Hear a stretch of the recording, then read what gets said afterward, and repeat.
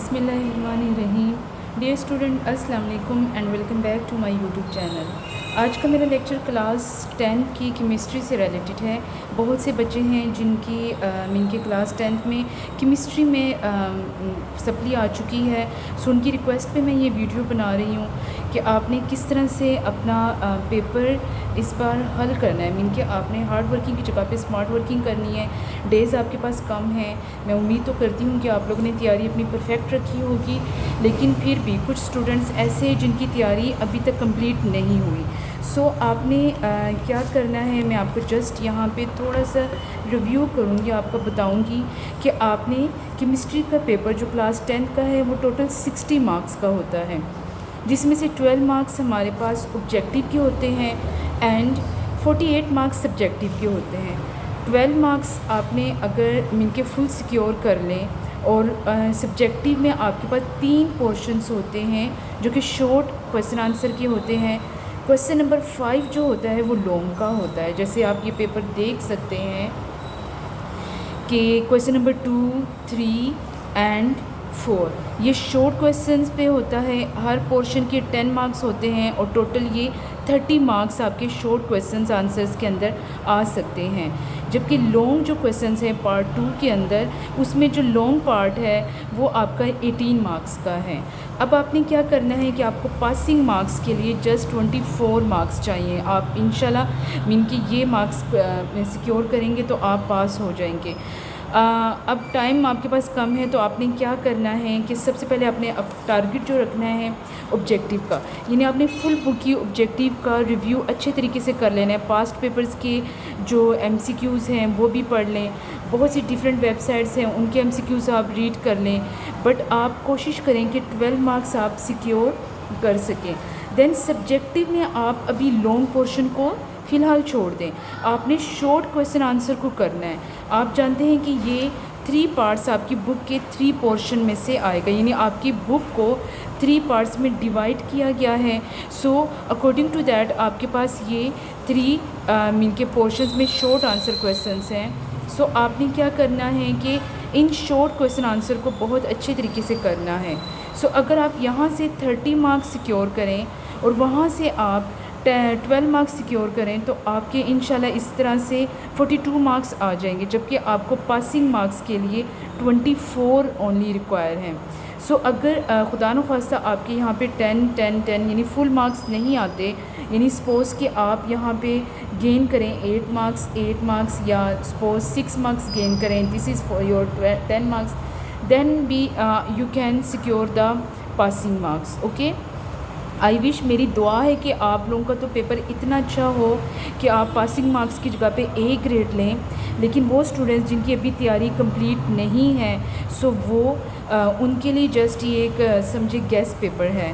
अब यहाँ पर मैं आपको कुछ शॉर्ट क्वेश्चंस के बारे में बताऊँगी कि आपने शॉर्ट क्वेश्चंस किस तरह से करना है। यानी फुल बुक के मैं इम्पोर्टेंट आपको शॉर्ट क्वेश्चंस बताऊंगी। इंशाल्लाह उनको आप करेंगे तो आपके तीनों पोर्शन शॉर्ट आंसर क्वेश्चंस के क्लियर हो जाएंगे। ओके, पेज नंबर 2 पे आइएगा। यहाँ पर आपने डेफिनेशन जस्ट याद करनी है। Definition you can give the 1 example with every definitions, तो आपके बहुत अच्छे मार्क्स आएंगे। जैसे कि यहाँ पर क्या है, irreversible reaction and the reversible reaction.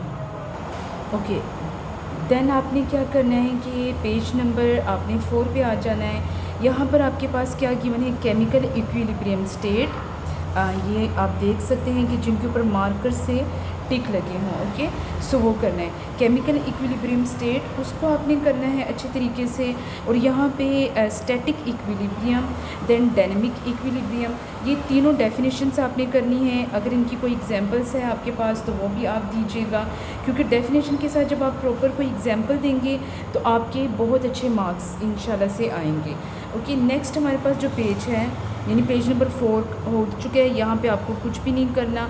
Then आप आ जाएं, यहाँ पर डिफ्रेंशिएट है वो आपने करना है, फॉरवर्ड रिएक्शंस का, रिवर्स रिएक्शंस का।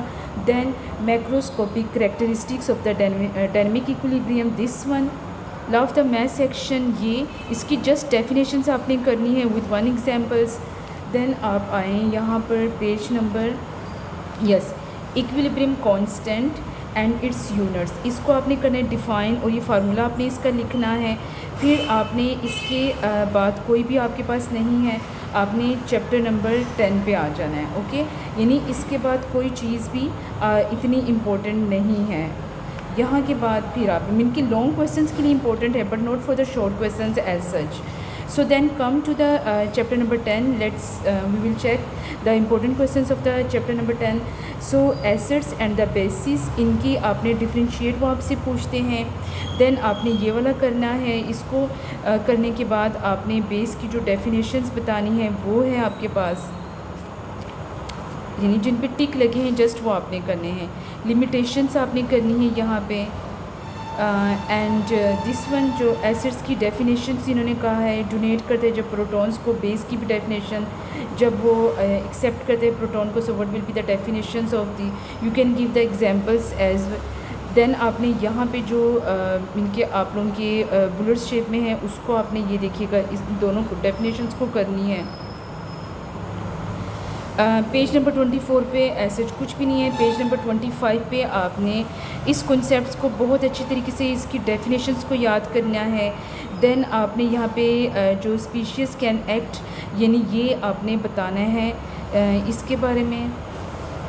सो आपने ये वाले जो हैं इनके तमाम तर जो पॉइंट्स हैं, मेन 2, 1, 3, यानी जो भी वो आपने इसके इनके क्लियरली याद करना है।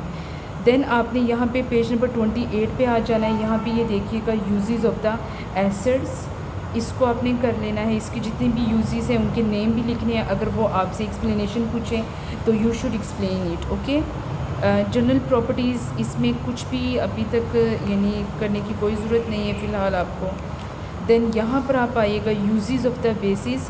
ये बेस की जो यूजेस है वो बहुत ज़्यादा लास्ट टाइम भी यही क्वेश्चन आया था, ये पूछते हैं। ओके, स्टमक की एसिडिटी है, ये आपने करना है। इसके जो ये पॉइंट्स मैंने अंडरलाइन किए हैं इनको आपने अच्छे तरीके से करना है।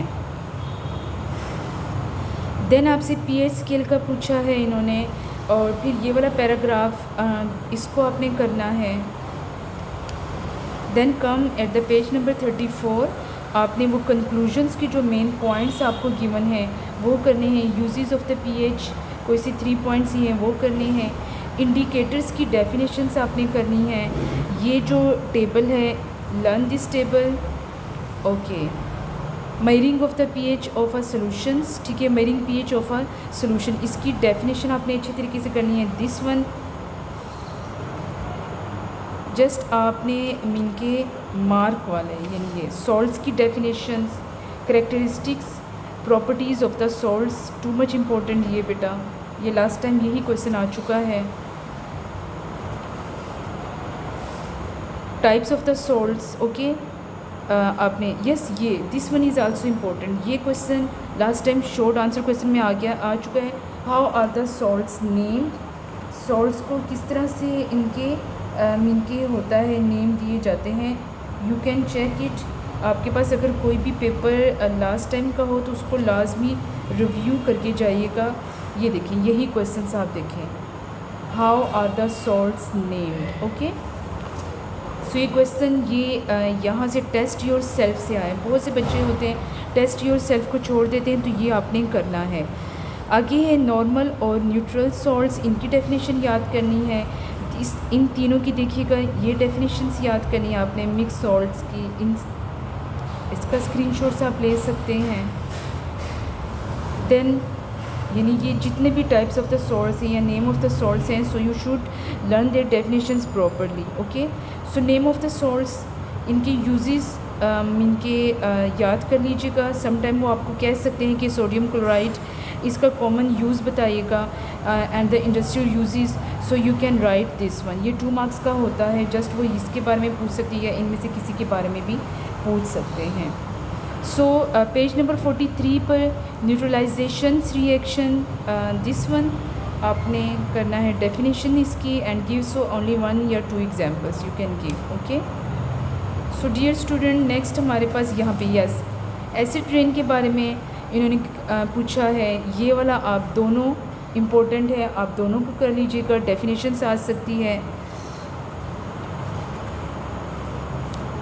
देन आपने इसमें से तो जस्ट MCQs ही करने हैं आपने फिर। सो organic chemistry now chapter number 11। Organic chemistry में आपने क्या करना है बेटा कि इंट्रोडक्शन में से जस्ट आपका स्वीडिश केमिस्ट के बारे में, जैकब के बारे में पूछा जाएगा आपसे। वाइटल फोर्स थ्योरी आपसे ये पूछा जाएगा, what is the vital force theory, इसको आपने डिफ़ाइन करना है। ये 2 paragraphs is important and in the organic compounds the last paragraph is too much important. Okay, so no important here, ये कुछ एज सच इम्पोर्टेंट नहीं है। सो कम हेयर, यहाँ पर पेज नंबर 54 में जो आपके पास 4 टेबल्स में गिवन है, दिस इज़ इम्पोर्टेंट।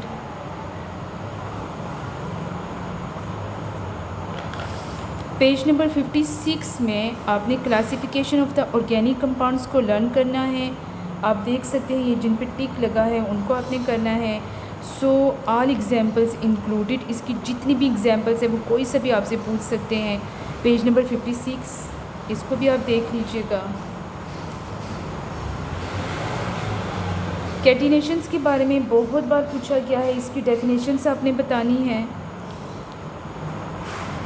ओके, आइसोमेरिज्म्स के बारे में पूछा गया है 59 पेज पर, जस्ट दिस वन। देन आपसे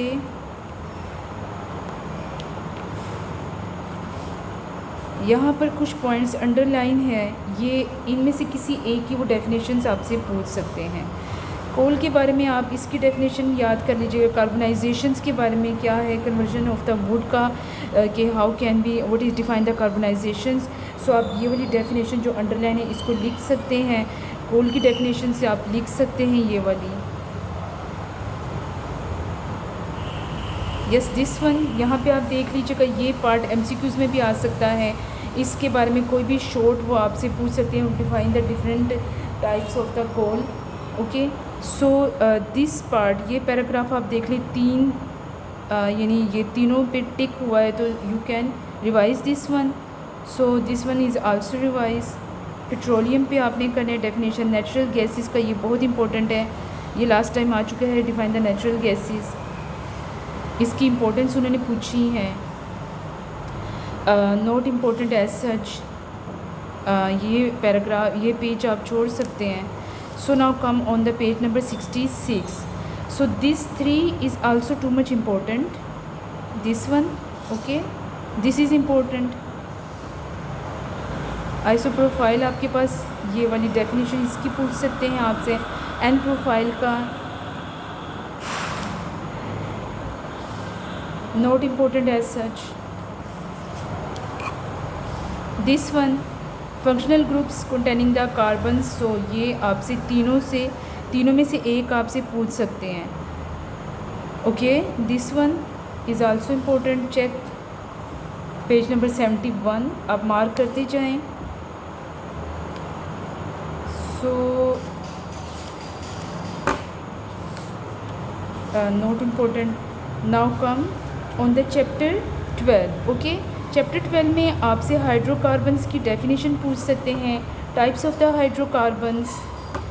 ओके, सो नेक्स्ट आपसे पेज नंबर 82 पर ये वाली जो डेफिनेशन है, types of the open chain hydrocarbons, saturated का, ये चीज़ें आपसे पूछ सकते हैं।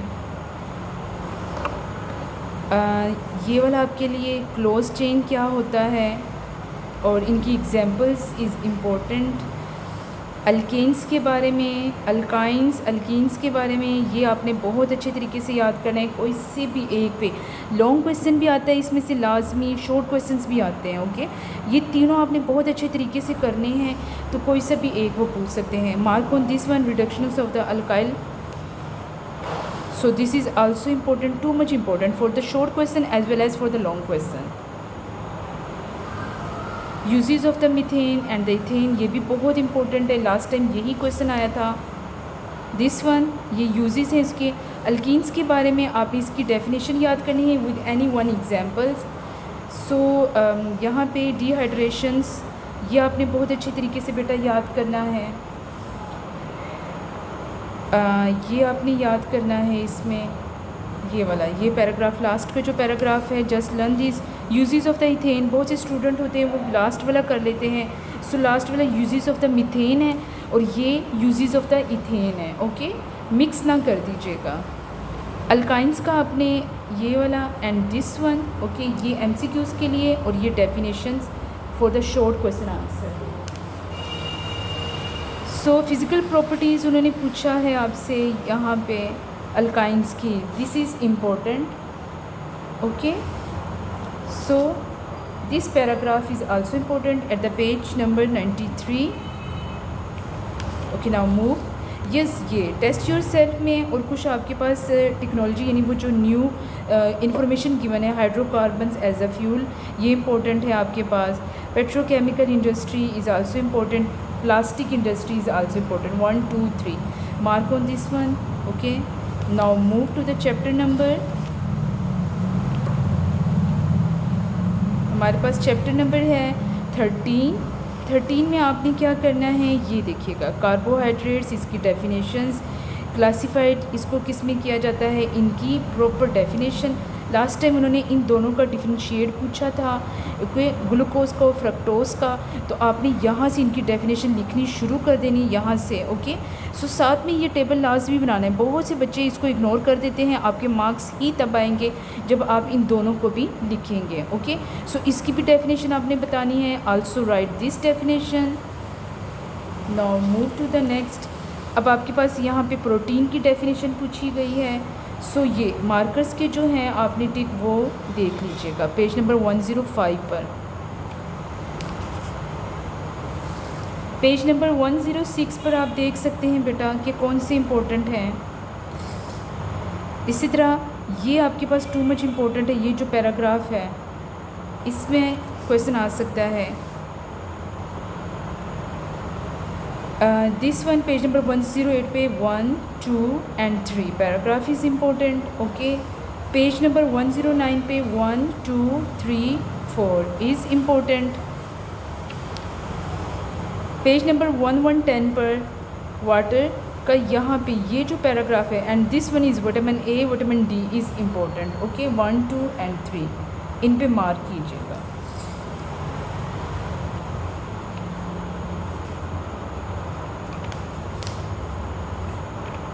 Then come to the new chapter, that is the chapter number 14 पे आपने कंपोजिशन ऑफ द एटमॉस्फेयर का वो करने हैं 1 2। Okay, this table is also important for the MCQ's point of view. They can ask in the short answer questions. So mark on this one, ये आपके लिए important है।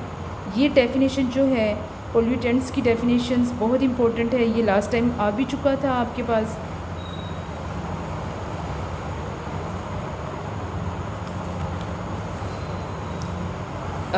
This one is also important. Okay,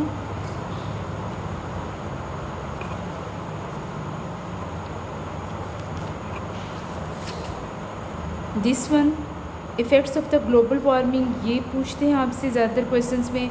so carbon dioxide, carbon oxide की ये definition, exposure की, ये बहुत important है यहाँ से लेकर यहाँ तक।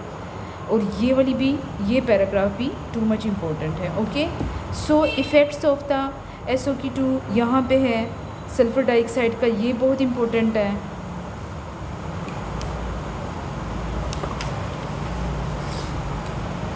Effects of the acid rains, ये छोटे छोटे जो मार्क हुए हैं इनको भी आप लोग याद कर लीजिएगा। एसिड रेन क्या होता है, उसकी इफ़ेक्ट्स क्या हैं, वो आपने याद करने हैं। ओके, ओज़ोन का आपने करना है ये वाला, ओज़ोन लेयर क्या होती है, यानी इसकी डेफिनेशन, और वो दोनों आपसे पूछे जाएंगे। यहाँ पर पेज नंबर 130 पर यहाँ पे डिप्लेशंस का और ये फार्मूले आपसे पूछे जाएंगे। ये रिएक्शंस, ओज़ोन होल क्या होता है, बहुत इंपॉर्टेंट है। Effects of the ozone depletion का ये याद करना है आपने।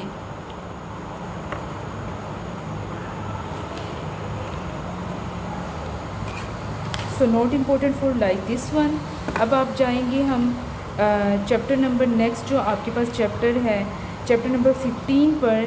15 में इन्वायरमेंटल केमिस्ट्री, इससे रिलेटेड जो शॉर्ट क्वेश्चन आंसर हैं वो मैं आपको बताऊंगी कि वो आपने कौन से करने हैं। सबसे पहले आप यहाँ पर ये देख लीजिएगा कि आपसे उन्होंने क्या चीज़ रिक्वायर की है, soft and the hard water. इसमें से लॉन्ग क्वेश्चन भी लाजमी आता है, एक लॉन्ग क्वेश्चन इस चैप्टर में से उन्होंने लाजमी देना होता है, तो आप उसको भी अच्छे तरीके से कीजिएगा। और शॉर्ट क्वेश्चंस में जस्ट आपने यहाँ पर कैपिलरी एक्शन, ये लास्ट टाइम भी आया था पेज नंबर 139 पे, ये डेफिनेशन टू मच इम्पोर्टेंट है। और यहाँ पर आपके पास ये वाले जो मार्क हैं इन सब को आपने करना है, ओके, पेज नंबर 141 पर। Then come on the page number 142, this definition is also too much important. इनकी सिर्फ डेफिनेशन करनी है और कोई सी आपने एक या दो इसकी इक्वेशंस बता देनी है, okay. Yes, disadvantage of the hard water, ये कई बार आ चुका है आपके पास इनके पेपर्स में। सो पेज नंबर आगे है आपके पास 144, इंडस्ट्रियल का पूछा जाएगा आपसे, वाटर पोल्यूशंस का। यहाँ पे जस्ट आपने इसकी डेफिनेशन याद करनी है, ओके। सो ये वाले पैराग्राफ डोमेस्टिक का 1 2 3 4 this is important, okay, mark हुए हैं, you can check it. Effects of the water pollutions important, ये आप देख लीजिएगा। Water borne infection disease,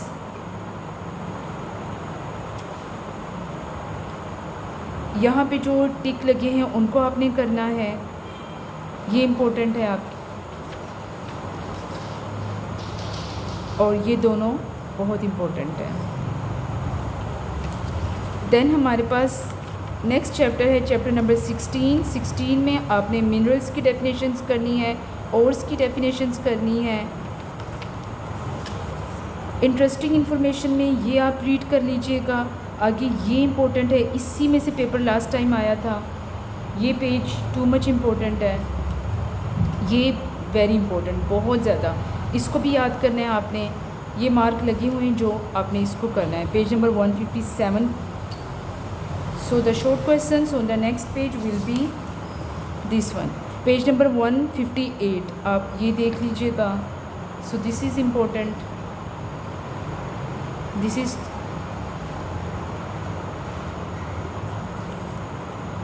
then आपने यहाँ पर जाना है manufacture of the sodium carbonated का, ये आपके पास बहुत इंपॉर्टेंट है, लास्ट टाइम इसी में से क्वेश्चन आया था, डेफिनेशंस उन्होंने पूछी थी और उसका बेसिक रिएक्शन उन्होंने पूछा था।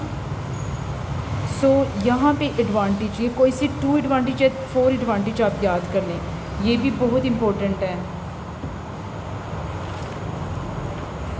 नेक्स्ट हमारे पास जो चैप्टर है स्टिल यही चैप्टर कंटिन्यू है, मैन्युफैक्चर ऑफ द यूरिया, ये आपने याद करें जिनके ऊपर टिक लगे हैं। So importance and the status of the urea का है ये वाला, ओके।